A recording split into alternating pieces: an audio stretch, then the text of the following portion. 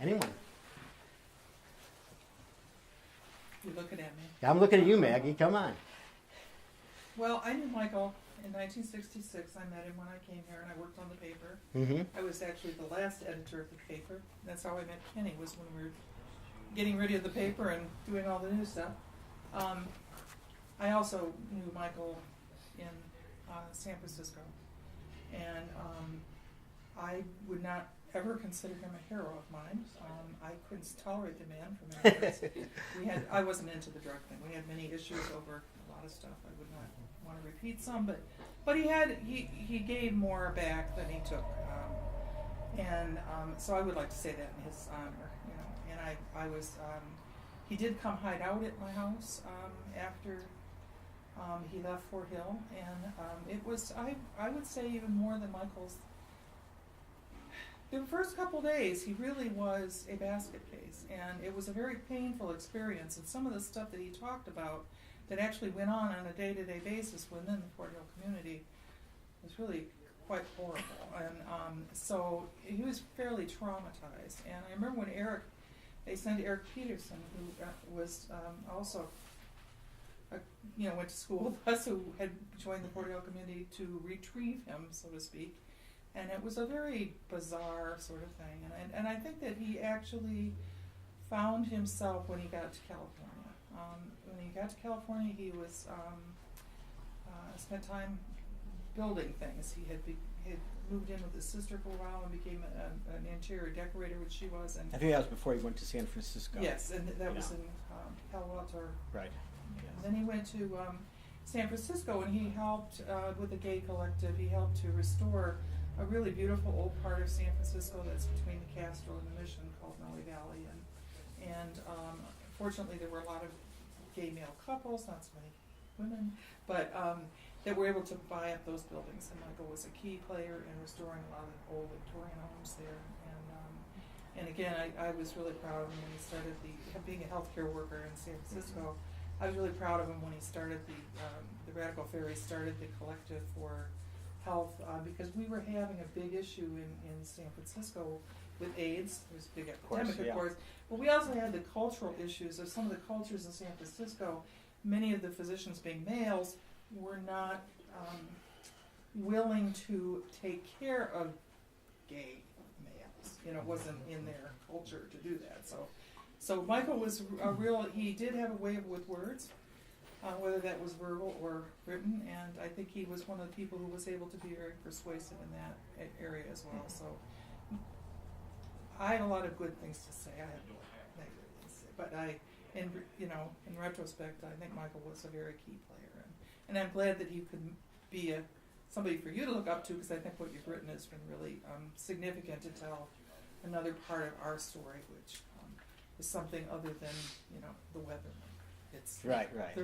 The other part of there was more to it. Who we were, and it was a very complex. And there's only one other thing I'd throw in: the whole "fuck you" thing. We could find a word, and people would stay awake for days and nights.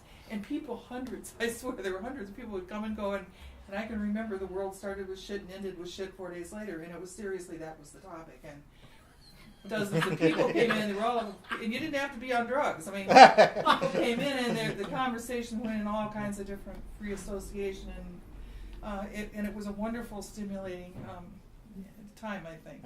So, were you at that talk when Paul Krassner came? Yes. Okay. Yes. I was a major fundraiser type, so it was my thing. That's good.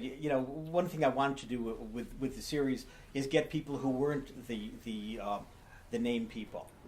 I mean, a lot of the name people gave me testimonial quotes, which was real nice. Tom Hayden, Bill Ayers, Susan Brown Miller. A lot of nice quotes in my books. But they didn't write the main stories. I wanted people who weren't. The whole idea behind the movement wasn't that you had a few superheroes, leading the way. The truth was, most of the people who did the work were people we didn't know about. They weren't famous. They were not household names at all, but they did major work. That's why I had to do such research to find out who the key people were in all the papers, because they weren't household names. Anybody else want to throw a few thoughts out? Yeah, go I ahead. had a question. Can you explain a little bit more about the nature of the Fort Hill community? I'm not familiar with it. Well, it was a sprawling community. First of all, the guy Mel Lyman, some of you may have known of him. What was the concert where Bob Dylan went electric for the first time? Newport. I think that was the one. There was a The period. Jim Kweskin Jug Band. Yeah. Mel Lyman was part of the Jug Band. Yeah, I've got it. And out. that's You got the where- album, Mucky. There you go. Okay, Yeah, I didn't know That's where anything they about got. this. That's where they got most of their money to build Fort Hill. Was selling those albums? Right, and it actually had a wall around it, a physical stone wall around Fort Yeah. Hill. It's a hill, and I think it's actually in Roxbury, It might be. I'm not sure. but I'm not right sure. in the Boston area, and, Yeah. and it was a hill with a wall around it, and they were very. They had big buildings, a lot of big buildings where lots of people lived in them, and there was a. I don't know. The main thing I heard about from Michael was just this being sort of told what to do, and Michael wasn't good at being told what to do. He liked to be the center of things, and he wasn't. But they were really, the whole thing also was there's a lot of sexual components to it, and drugs, and it was really kind of scary when I know when he came out of there and came and hid out at our house, he was really really freaking out. I mean, they didn't let you get out. You were in, you were in.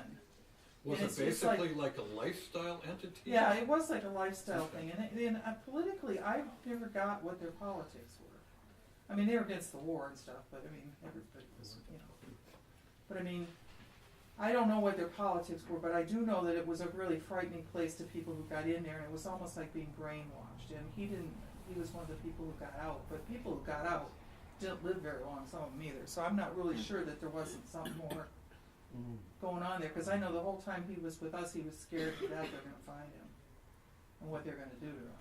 I mean, a real fear. And so, What happened to it? I don't know. Eventually, it just went away. I think there's still some people who are part of it. Yeah, are they? Oh. I mean, it's not what it used to be, but some of them have gone mainstream, I suppose. But it was negative. It wasn't like, I mean, the Guru Maharaji, at least he was walking around trying to be blitzed out, I mean, everybody, this was a negative. This was a really negative, sour, controlling environment. Moonies. And I know that he was really, really I had a frightened. friend who got sucked into the Moonies. Did you really? Yeah. Yeah. And he was in his compound with, barbed wire around it. His brother saved him from it. So how long was he with them? It was a matter of a few months. Uh-huh. This is back in the 70s. Now, Rennie Davis got sucked into the Moonies. Remember Rennie Well, he Davis? was Maharaji. Oh, that's Guru I'm sorry. That's Maharaji. what I meant. That's He what I was a meant. high Yeah. up mucky He environment. became high because he was such a great organizer. No, he was. I mean, he went from the Chicago 7 to the Guru Maharaji. He was a Boy Scout, Yeah, right. Well, they had that huge event in the Astrodome. Do you remember that one? He organized it, Rennie Davis. But what a downer that was. So I looked up to him after Chicago, but after this one, it's not quite the same anymore. Anyway, does that answer your question? Maggie answered it better than I could. Sorry. Yeah. Bill. Yeah. I was here at that time. I came in '64, and I was a little farm boy from Iowa, so many of these things that were sort of over my head, but ultimately I got educated. But the one thing that you talked about, that you mentioned in the book and mentioned tonight, that I was very much aware of, and I just wanted to highlight it a bit further, and I'm probably not saying anything that most here don't already know, but it was big for me at the time, and that was the open housing issue in East Lansing. And I think that it's a foreign subject today, but when I was a student, blacks were not allowed to live in East Lansing. I mean, it was pure and simple, and the only way that they could do that was for a white student to go and rent an apartment and then sublet to a black. That's the only way a black person could get off campus. And I had a black roommate when I was a freshman, so maybe that's why, I was aware of this issue, but I just remember just one of my biggest memories of that time, and I've talked about it, I think, ever since, because it was just such a major thing to me that even somebody from Iowa could not understand, especially being in what I thought was, a positive place in East Lansing, that a black student could not move off campus. And obviously, it didn't take it long to change, and Michael was probably a big reason as to why that change occurred. I can't remember the exact year that changed, but it did. Yeah, that was the year the paper was founded. So. There were demonstrations of hundreds and hundreds of people in front of Warner Law Realty, the biggest and the most prestigious of the realty companies. And it was sort of secret until they used, I think, Bob Green in education. Bob Green was a major factor in that, correct. They have a white couple go into the company and look at real estate, and they'd show a whole bunch of stuff. Then they'd have Bob and Letty Green go in, and they'd show them a different set of stuff. And then they'd have the same white couple a different white couple come back, and they'd show them what they showed the white couple. And then once the details of that hit the press, it was very widespread through the whole, not just the student community, through the whole Lansing, East Lansing community. I remember major, 400 or 500 people, I thought, downtown.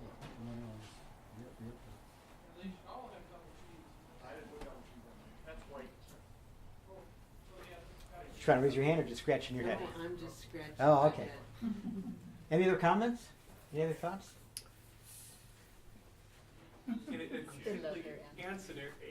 Ancillary thing. I never heard of Mel Lyman before, so I Googled him. Oh, okay. He was memorialized most recently in an album by someone named Landis McKellar. The album is entitled Bath, Michigan. Huh. So, it's the murder. I think there's a correlation between that. What's that? So, And the murder of the big thing out in School bombing? They blew up the school. Yeah. School bombing. Crazy guy blew up the school. Schoolhouse disaster. yeah, and it's actually, it seems, And how does that relate to Mel Lyman? I don't think his it's attitude. Oh, okay. But they do have the lyrics to her too, and it points out a little bit of his story and such. Really? It's not doing anything, but it's my bookstore, and I felt like saying. Hey, okay. You own the place, you can do that. Okay. That's power. Okay. No, the politics of the Hill were just Mel Lyman. I mean, he was the guy. He was the guy. He had he had his article in every issue, and it was always very wordy, and it all came back to him.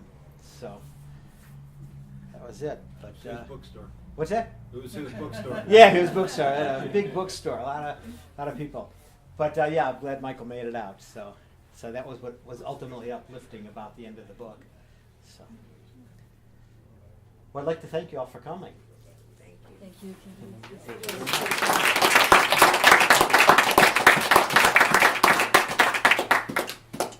Can you talk a little just about your section, the other one? Yeah, oh, sure. What do you want to know? Pardon? What do you want to know about the other one? So is it also from the other book, or is it additional stuff from the voices from the other girl? Did you ever see the first book?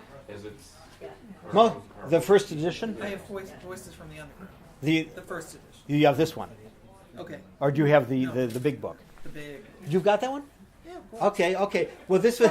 Thank you. Good to know. Oh, good. Okay. 1993. Oh, very good. Well, all the stories have been updated. This book, the original book came out in 1993, and a lot of the writers were comparing today, recently, currently, which was 91, 92, 93, to the Vietnam era. So when I decided to do it over again, I obviously couldn't reprint it because then we're going to be talking about today, currently, and it'd be the 90s.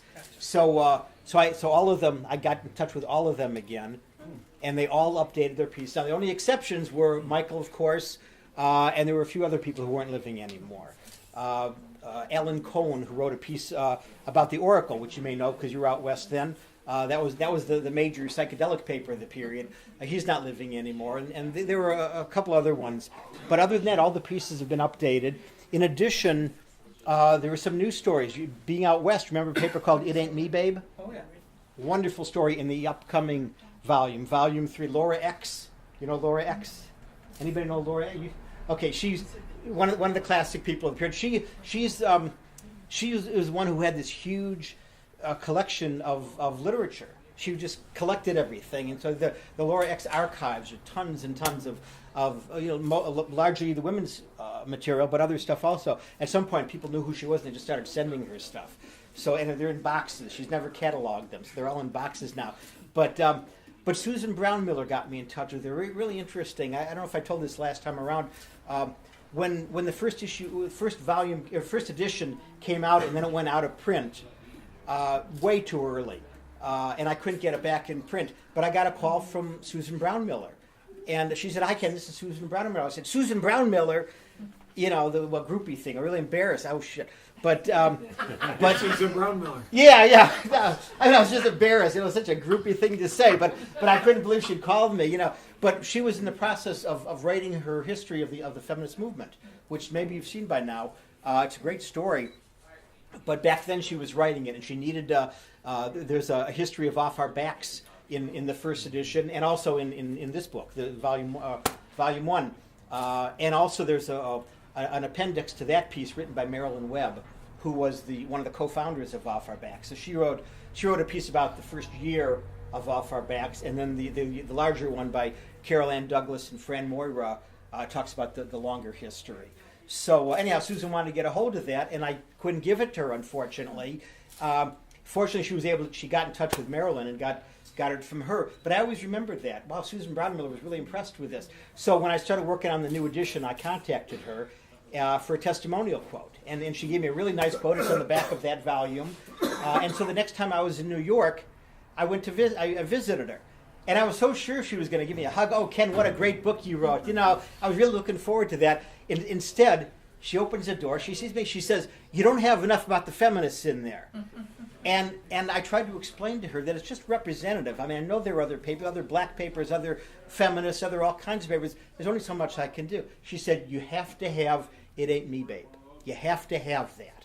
And she said, "Contact Laura X." And unfortunately, with internet being what it is, I Googled Laura X, and I found her. But the reason she wanted her, what put Susan on the map, as far as her fame and all that, her success, is her book about Against Our Will, which was the book that defined rape as a feminist issue. Okay, she was the one who wrote the book. Well, she got the idea of that from reading this article that appeared in this magazine, in this newspaper called It Ain't Me, Babe. And Laura X had written it. It was an interview with somebody from the staff of It Ain't Me, Babe, who one night had, after working at the office, had hitchhiked home, got raped along the way, and when she got home and she told her partner, he said something awfully outrageous. I can't remember what it was he said, but it was totally insensitive. And he tried to make a joke out of it, basically. And anyhow, so that really inflamed the women from It Ain't Me, Babe. And so Laura wrote this incredible interview with this person, and the paper got east, and so Susan's group, the consciousness raising group, saw it and passed it around. She read it, and she wrote this history. So this book. So anyhow, so she said to me, "You got to contact them." And so I did. And so actually, I thought I was done. I had all the pieces edited. I was done. And then she says, "You got to do It Ain't Me, Babe." And I just thought about it. I could have said to her, "No, there's no way, Susan. I'm done. I'm tired. I want to move on." But I was thinking, hey, what if she wants to review the book? I mean, if I don't include this, I'm going to get trashed by her, and I didn't want to do that. But it was great. It was great because I contacted Laura. Laura worked with a couple of the other women. Actually, by the time It Ain't Me, Babe was done, by the time it folded, some of the people had gone in different directions. There was a lot of I don't know if competitiveness or what, but they had gone their separate ways, not necessarily in a positive way. So I was really pleased to say that when they all came together to write the piece, they brought them together again. That was real nice. And Laura has become a friend of mine. And given that this was coming out in Volume 3, the one that's going to be out real soon, I invited Susan to write a foreword to it. So Susan wrote the foreword to Volume 3. So that'll be up really soon. MSU Press said it should be out in March or April. So it's really right around the corner. And Volume 4 is going to be out in August, September. That's what they're saying. I don't know if it's going to be out that soon, but the fact that they're talking that soon means pretty excited about that. Volume 4 actually is another monograph like Volume 2. It's about a paper called Prisoners Digest International, which was the premier prisoners' rights paper during the period. It was put out by a group of ex-cons. They went into all the prisons. You know, you had the San Quentin correspondent, the Folsom correspondent. It was a great paper. Joe Grant was the founder of the paper, and he was the one who actually got me money to publish the first edition. So I'm really thankful to him for that. And Mumia Abu Jamal, he wrote the foreword to Volume 4. Yeah, so I'm really excited about that. Really hard to get a hold of somebody who's on death row. No, I'm telling you, I did. I got through to him, and a month after, it doesn't matter, a month after he submitted the piece, he was taken off of death row, and he's not there anymore. So I'm, of course, taking full credit for that. So, oh no, Wachsberger's involved. Gotta get him out of here. But he's not on death row anymore. So I've got to update my preface. You know. That sort of takes the onus off the previous two, right? Right. Yeah. So those are upcoming. So great stories. I hope you get a hold of those too. Oh, but the others. Hold on. The So It Ain't Me, Babe is one of the new pieces. That'll be in Volume 3. Another new piece is a paper called New Age, which was a rank and file paper. Boy, that came out of nowhere, because in the 60s and 70s, when I thought of labor, what did I think of? The hard hats. Yeah, that was my, I was not brought up in a labor. I was brought up in a white-collar community. So when I thought of the union workers, I always thought of the hard hats. I didn't even think there would be an underground paper. But on my website, when the books went out of print, instead of saying "go on, never going to see you again," I wrote I forgot what to be published or temporarily out of print. That was the epitome of positive thinking. I said temporarily out of print, and so a guy who was on this paper called New Age, he happened to see it, and he contacted me. He said, "You're temporarily out of print. When are you going to be back in print? Because I'd like to contribute a story." And by this time, I was already in the process of getting it together. So I invited him to write us history, but I warned him. I said, these aren't 1,000 words. This is 20,000, 30,000 words. These are real histories. And I said, I'd love to have you, but this is what you have to do in order to get in. And he did it. He wrote a great piece. There's a lot of editing. We go back and forth, but that's how it worked. But he's got a wonderful piece. So his is in Volume 3. And a new one that's in Volume 1 is, anybody hear of a paper called Akwesasne Notes? Yeah. Yes. The Peace Center used to subscribe. Did you? It was the paper. It was the underground paper of the Native American community. Graphics were Oh, incredible! If you want to know what was happening in Alcatraz, in Wounded Knee, all those places where the Native American leftist community made its mark, you read Akwesasne Notes. It was the only paper you wanted to read to know all that. And when I was doing the first edition, I tried to get it, but the guy I was talking to was facing a murder rap. Okay, it was a phony charge. He obviously beat it, but at that point, when I was trying to get him to write a history, he had other things going on, So And his so he wife could. is a very famous singer. Joanne Shenandoah. Is Joanne his wife. Shenandoah. Yeah, that's his wife. She's a very well-known folk singer, Native American folk singer. It's his wife.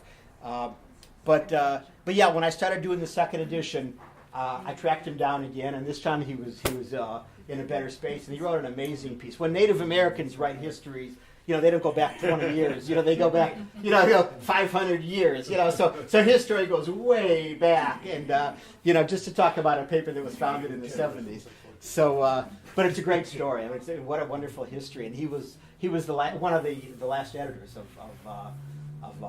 Akwesasne Notes. So it's a great story. So those are all new, and one other piece. The piece that leads off Volume 3, the one that's coming up, is a paper called Above Ground, which was a military underground paper from Fort Carson, Colorado. Great story. Harry Haynes writes. He was one of the main historians of the military underground press, and ironically, he was gay. Okay, nobody knew that then, so he wasn't key. There was no don't ask, don't tell. But anyhow, he wrote this piece. And as an appendix to his piece, he had a list of about 200 military underground newspapers, which was really important. 200 some back then, which was real important. We hear the whole thing about support the troops. And so it was nice to know that we could support the troops. These were the troops we were supporting. So we did that. But between them, he always said this is not nearly a complete list. He did his dissertation on the military underground press, and years ago we both spoke at the same conference about the underground press. I didn't know him, he didn't know me, we didn't meet, but I saved, being the pack rat that I am, I saved the program. And so years later, when I was doing this, I leafed through and I saw, he did a piece on the military underground, and I tracked him down. So he wrote this piece, and he had this appendix with him. So I put that, I included that.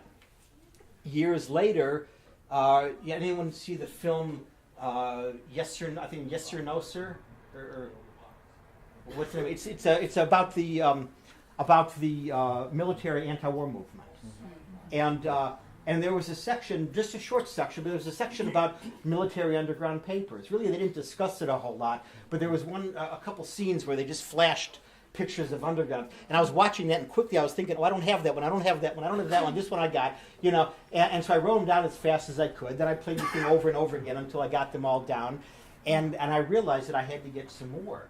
And then I discovered a book by a guy named James Lewis, who wrote his dissertation on the military underground press.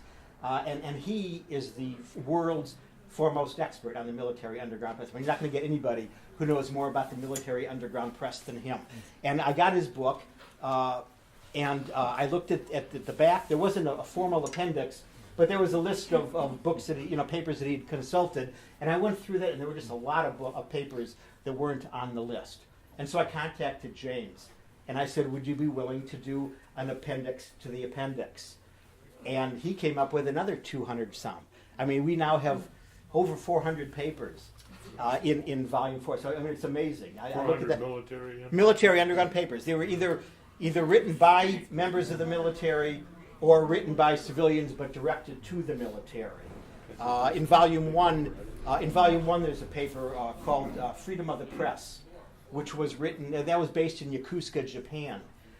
It was based out of the coffee shops, the coffee houses. That's where the GIs hung out, and so it was put out by some civilians from San Francisco. They went to Yokosuka, Japan. They put out this paper, so it's a great story. But that's an example of civilians writing papers directed to the military.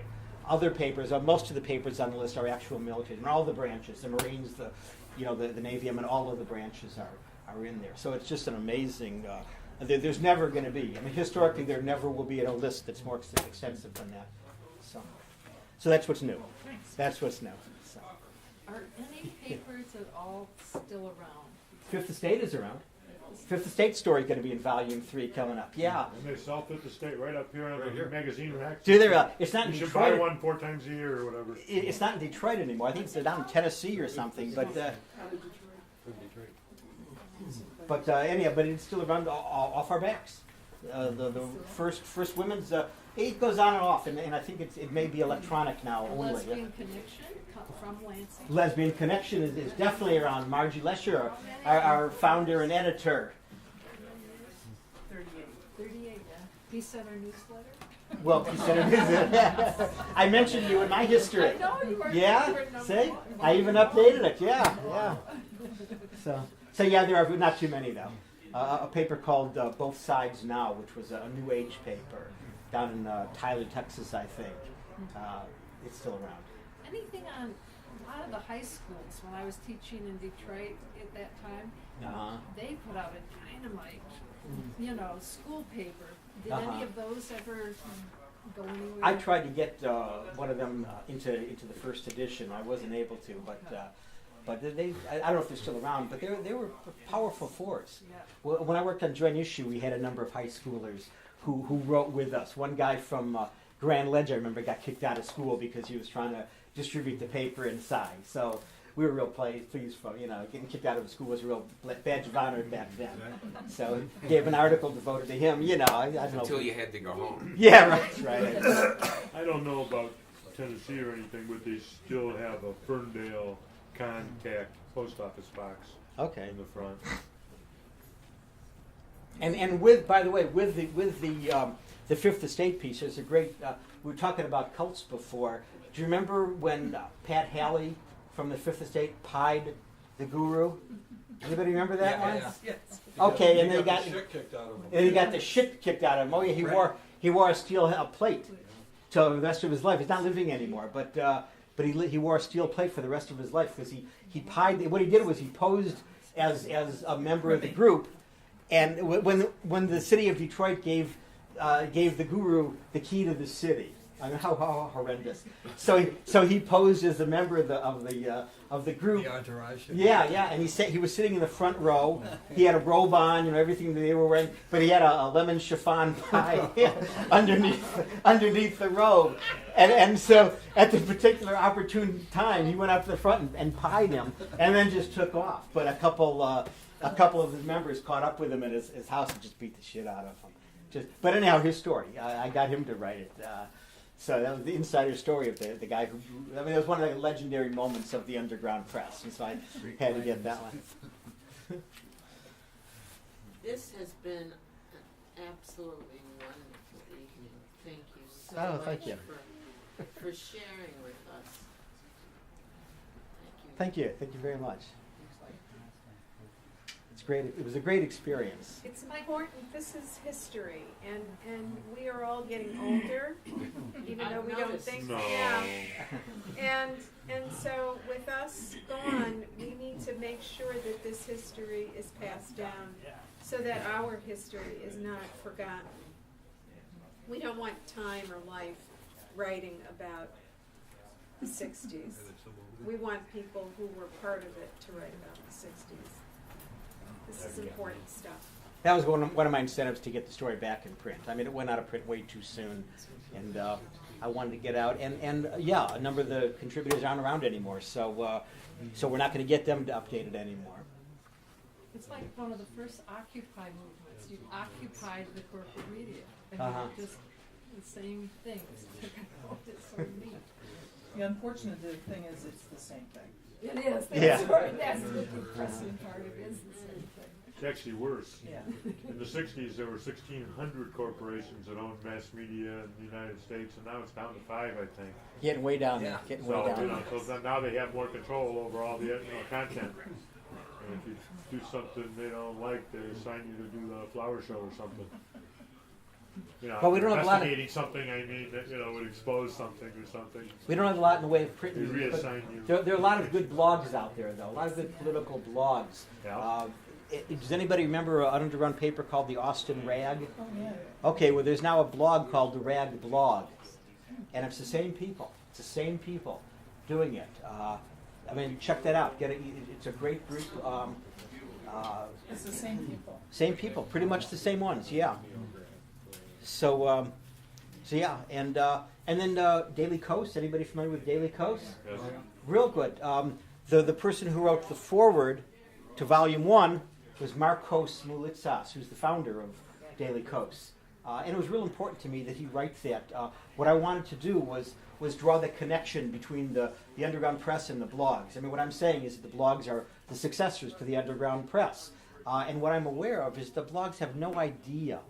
Even though the progressive bloggers have really no idea of what we were doing back then. I mean, it's sad, but it's not their fault. It's not like they're stupid. It's that it's not out there. They're not learning about it.